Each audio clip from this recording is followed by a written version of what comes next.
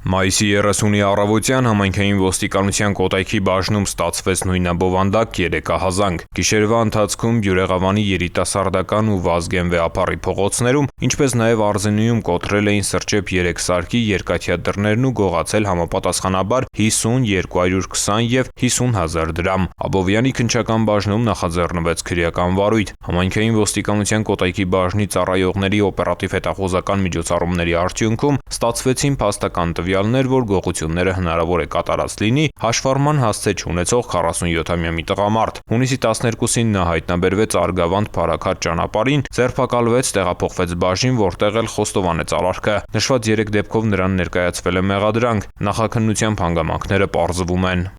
Ծանուցում ենթադրյալ հանցանքի մեջ կասկածվողը կամ մեղադրվողը համարվում է անմեղ, քանի դեռ նրա մեղավորությունը ապացուցված չէ Հայաստանի Հանրապետության քրեական դատավարության օրենսգրքով սահմանված կարգով՝ դատարանի օրինական ուժի մեջ մտած դատավճռով։